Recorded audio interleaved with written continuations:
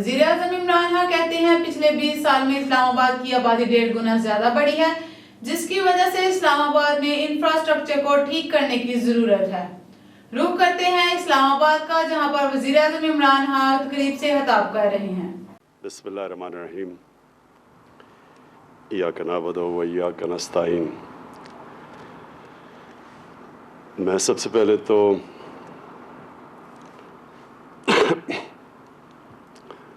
عامر آپ کو اور سی ڈی اے کو اس پروجیکٹ کی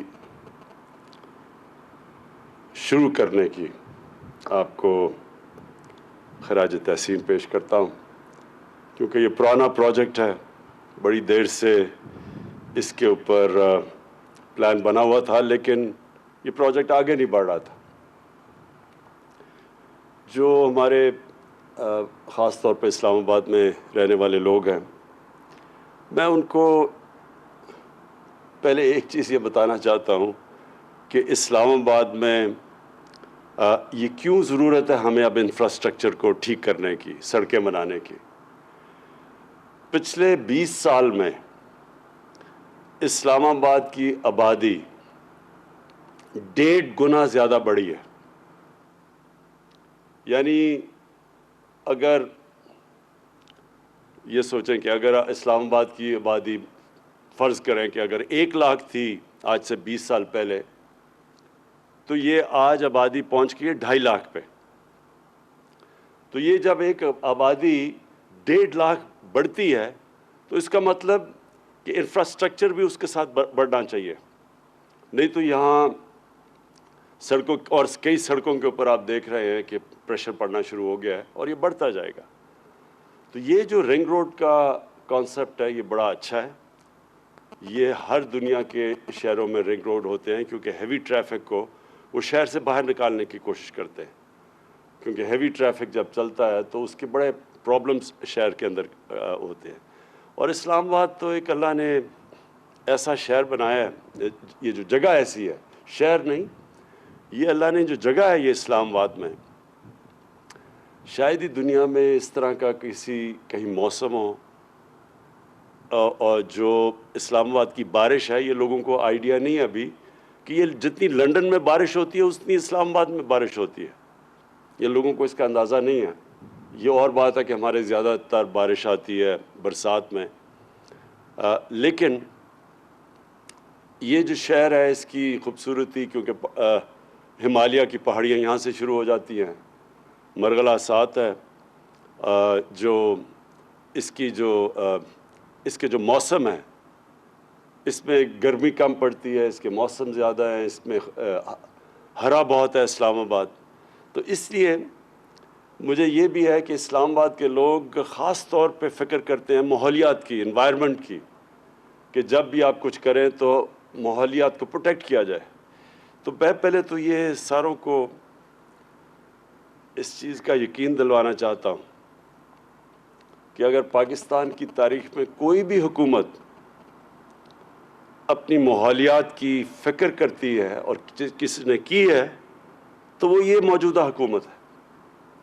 آج تک یہاں درخت کٹے ہی ہیں، کسی نے درخت لگائے نہیں ہیں۔ میں نے انہیں کہا کہ ہمیں بتائیں کہ اب تک جب سے پاکستان بنا ہم نے کتنے درخت لگائے ہیں، تو پتہ چلا کہ صرف ہم نے 60 کروڑ درخت لگائے ہیں پاکستان جب سے بنا ہے۔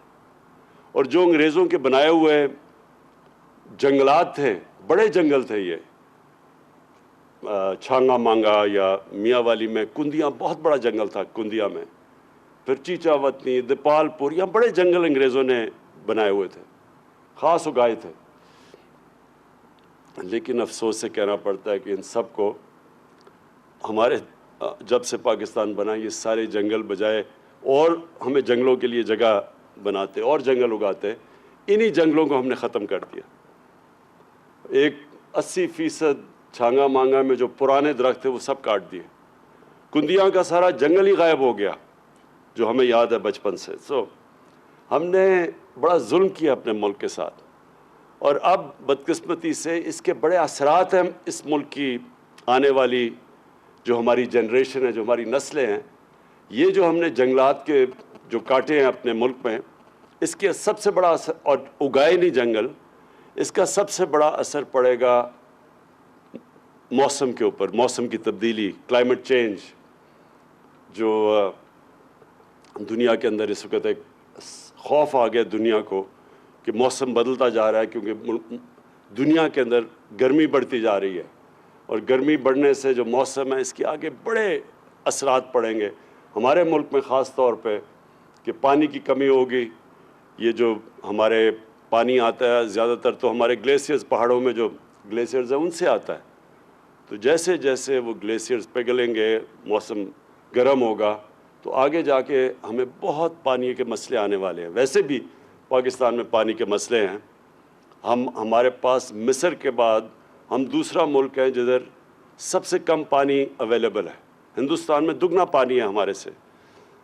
تو اس لیے اگر یہ ہم نے ابھی سے اپنی ماحولیات کا نہ خیال رکھا تو اس کا آگے آنے والی نسلوں کے اوپر بڑے برے ان کے حالات ہوں گے۔ لہٰذا جو بھی ہم کر رہے ہیں، ہم سب سے زیادہ زور لگاتے ہیں کہ ہماری جو انوائرمنٹ ہے، ہمارا جو اب گرین کور ہے، جو درخت ہیں، ان کو کم سے کم ڈیمیج ہو، اور اگر ہم کوئی درخت کاٹیں بھی تو اس کو پوری طرح ریپلیس کریں۔ تو یہ جو میں پہلے یہ بتا دوں کہ میں نے سی ڈی اے چیئرمین سے پوری بریفنگ لی۔ کوئی ایک یہ خدشہ تھا کہ یہ جو نیا رنگ روڈ بن رہا ہے یہ مرغلہ پارک کے بیچ میں سے جا رہا ہے، یہ بالکل غلط ہے۔ میں نے ساری الائنمنٹ اس کی دیکھی ہے، اس میں کوئی یہ جو، بلکہ اس سے انشاءاللہ ہمارا یہ جو مرغلہ کی نیشنل پارک ہے یہ بچے گی، اور یہ بچے گی کیسے؟ کیونکہ یہ اب یہ جو سڑک ہوگی ایک قسم کی دیوار بن جائے گی کہ اس کے پارک کے اوپر کوئی کسی قسم کی انکروچمنٹ نہ ہو۔ افسوس سے مجھے کہنا پڑتا ہے کہ ہمارے ہر ایریاز کے اندر جو ہمارے پارکس ہیں ان میں بڑی تیزی سے انکروچمنٹ ہوئی ہے پچھلے 20 سال میں۔ تو یہ ایک دفعہ یہ جب سڑک بن جائے گی تو یہ ساری جو نیشنل پارک ہے اس کی اس طرف رہ جائے گی، وہ بچ جائے گی۔ اور سب سے بڑی بات یہ کہ ٹورزم کے لیے بھی بڑا فائدہ ہوگا۔ یہ ہمارا جو سارا ٹریفک پھنس جاتا ہے جا کے باراکاؤ میں، جو بھی گرمیوں میں اب بڑا جب گلیات میں ٹریفک جاتا ہے تو وہاں بڑے بڑے میلوں کے ٹریفک جیمز ہو جاتے ہیں، کیونکہ وہاں باٹل نیک ہے۔ تو اس سے وہ بھی اسے بائی پاس کر جائے گا، وہ بہت بڑا فائدہ ہوگا لوگوں کے لیے اور سہولت پیدا کرے گا۔ اور ادھر سے بھی جو لاہور سے ٹریفک آ رہا ہوگا، ادھر پیچھے سے پنجاب سے آ رہا ہوگا، وہ بھی سب کچھ بائی پاس کر جائے گا، جو اب تک سارا ٹریفک پہلے شہر میں آتا ہے۔ تو اس سے انشاءاللہ اسلام آباد میں بہت آگے جاتے، جس طرح ہماری آبادی بڑھتی جا رہی ہے، یہ جو رنگ روڈ ہے، یہ سارے معاملات، یہ جو کنجیشن ہے، اس کا انشاءاللہ یہ مسئلہ حل کرے گا۔ میں آخر میں صرف ایک چھوٹی بات کرنا چاہتا ہوں کہ ہمارے ملک میں بڑی بدقسمتی ہے کہ کئی دفعہ ہماری پولیٹیکل پارٹیز بھی، کئی دینی جماعتیں اسلام کو غلط استعمال کرتی ہیں، اور ایسا استعمال کرتی ہیں کہ اپنے ملک کو ہی نقصان پہنچا دیتی ہیں، اور دوسروں کو تو کوئی فرق پڑتا نہیں ہے، لیکن اپنے لوگوں کو، ہم اپنے ملک کو نقصان پہنچا دیتے ہیں۔ اس ملک کے اندر میں آپ کو واضح کر دوں کہ جو ہمارے لوگ ہیں وہ سب نبی صلی اللہ علیہ وسلم سے پیار کرتے ہیں۔ یہ وہ ملک ہے جو اسلام کے نام پہ بنا تھا، جس کا نعرہ تھا پاکستان کا مطلب کیا، لا الہ الا اللہ۔ اور میں نے کہیں بھی اس طرح کا اپنے دین سے لگاؤ اور اپنے نبی صلی اللہ علیہ وسلم سے عشق میں نے کسی ملک میں ایسا نہیں دیکھا جو ہمارے ملک میں۔ تو پہلے تو سب کو ایک بات بتا دوں کہ ہم سب کا مقصد ایک ہے۔ یہاں ووٹنگ کروا لیں، ساری قوم پوچھ لیں لوگوں سے، تو کوئی بھی، اور باقی ملکوں میں بھی ووٹنگ کروائیں، میں آپ کو یقین سے کہتا ہوں کہ یہ لوگ سب سے زیادہ آپ کو دیکھیں گے کہ اپنے دین سے بھی پیار کرتے ہیں اور اپنے نبی سے بھی. تو مجھے سر افسوس یہ ہوتا ہے کہ کئی دفعہ اس پیار کو غلط استعمال کیا جاتا ہے.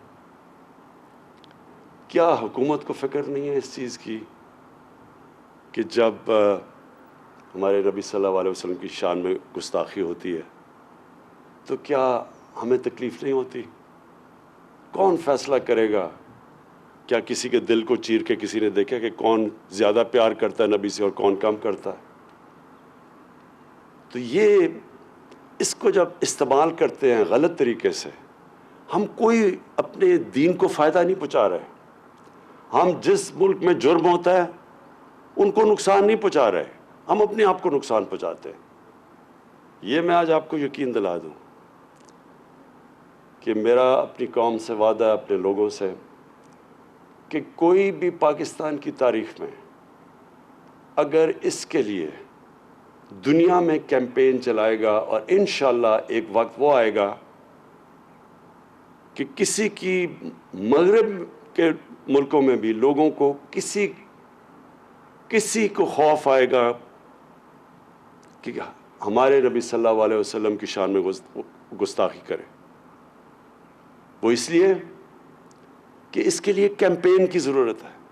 ہم اپنے یہ ملک میں مظاہرے کر کے توڑ پھوڑ کر کے کوئی فرق نہیں پڑے گا. مغرب کے اندر جدھر یہ گستاخی ہوتی ہے ان کو کوئی نقصان نہیں پہنچ رہا، اپنے آپ کو کر رہے ہیں. لیکن جو کیمپین میں چلاؤں گا، اور انشاءاللہ شروع کر دیا میں نے کیمپین، مسلمان ملکوں کو ساتھ ملا کے، ہیڈز آف سٹیٹ جو مسلمان ملکوں کے سربراہ ہیں ان کو ساتھ ملا کے ان کے ساتھ پر ہم پوری طرح اپنا کیس پریزنٹ کریں گے، اور کر رہے ہیں یونائٹڈ نیشنز میں، یورپین یونین میں. اس طرح اس پریشر کی وجہ سے یہ جو بار بار ہمیں تکلیف دی جاتی ہے کہ کسی مغرب ملک میں ہمارے نبی صلی اللہ علیہ وسلم کی بے حرمتی کی جاتی ہے، ہمیں یہاں تکلیف ہوتی ہے، ان کو کوئی فرق نہیں پڑتا. لیکن جب ہم ایک کیمپین کریں گے سب دنیا کے مسلمان ملکوں کو اکٹھا کر کے، ہیڈز آف سٹیٹ کو، جو میں نے خط بھی لکھا ہے سب کو، اس سے یہ فرق پڑے گا. تب یہ جا کے تبدیلی آئے گی مغرب میں. نہیں تو ہم اپنے ملک میں توڑ پھوڑ کرتے رہیں گے، وہاں تو کوئی فرق نہیں پڑے گا کسی کو، بلکہ وہاں ہر تھوڑی دیر کے بعد کوئی نہ کوئی یہ فتنہ کر دیتا ہے، نقصان ہم اپنا کر لیتے ہیں. جو میری کیمپین ہے انشاءاللہ اس سے ہم ہمیشہ کے لیے اس مسئلے کا حل کریں گے، تاکہ کوئی بھی باہر بیٹھ کے ہمارے نبی صلی اللہ علیہ وسلم کی شان میں گستاخی نہ کرے. بہت شکریہ. مزید اپڈیٹ کے لیے دیکھتے رہیں KNN نیوز لائیو، ہر خبر تحقیق کے ساتھ.